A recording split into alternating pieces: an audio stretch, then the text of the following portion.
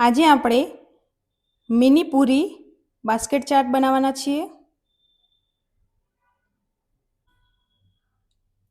આજે આપણે બનાવવાના છીએ મિની પૂરી બાસ્કેટ ચાટ। મેં અહીંયા બટેકા બાફી લીધા છે, ડુંગળી અને ટામેટાને ઝીણા કટિંગ કરી લીધા છે, ગ્રીન ચટણી, ખજૂર અને આંબલીની ચટણી, સેવ, સિંગ મસાલા સિંગ, દાડમના દાણા અને આપણે રેડીમેડ પૂરી નથી લેવાની, આ રીતે આપણે તળવાની પૂરી આવે છે બજારમાં એ લઈ લેવાની છે। બટેકાને આપણે ઝીણા કટિંગ કરી લઈશું।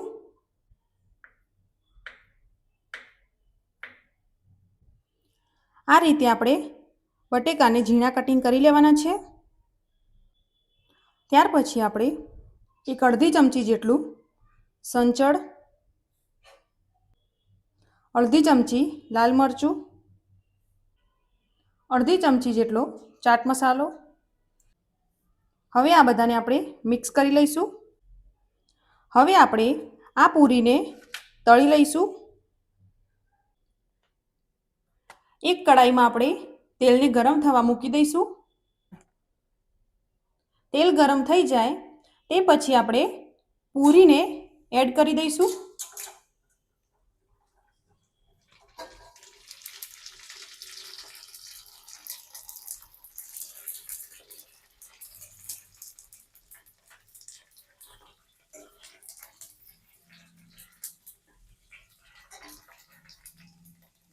તમે જોઈ શકો છો આપણી પૂરી એકદમ પરફેક્ટ રીતે ફૂલી ગઈ છે। હવે આપણે તેને લઈ લઈશું। આપણી બધી જ પૂરી તળાઈને રેડી થઈ ગઈ છે। હવે આપણે પૂરીને આ રીતે વચ્ચેથી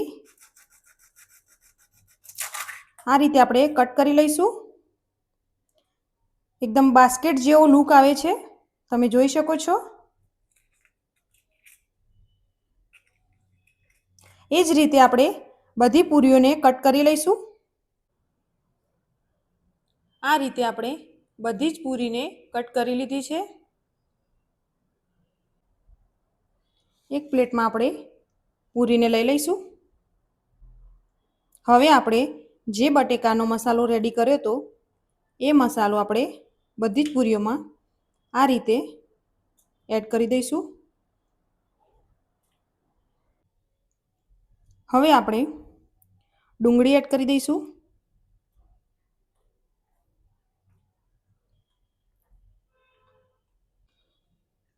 ટામેટા,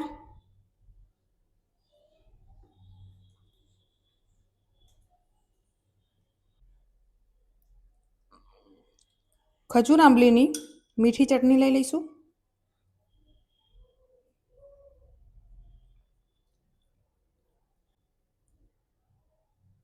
ધાણા અને મરચાંની ગ્રીન ચટણી લઈ લઈશું,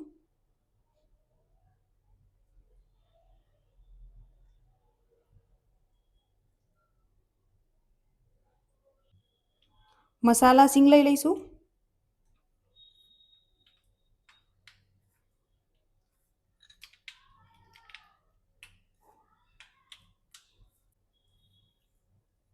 સેવ,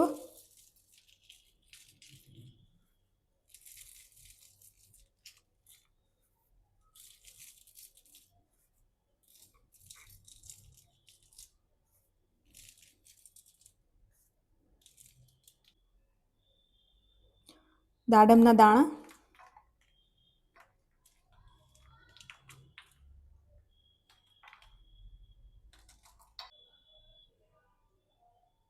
ઉપરથી થોડા ધાણા એડ કરીશું। હવે આપણે ઉપરથી લાલ મરચું, સંચળ અને ચાટ મસાલો એડ કરી દઈશું ઉપરથી।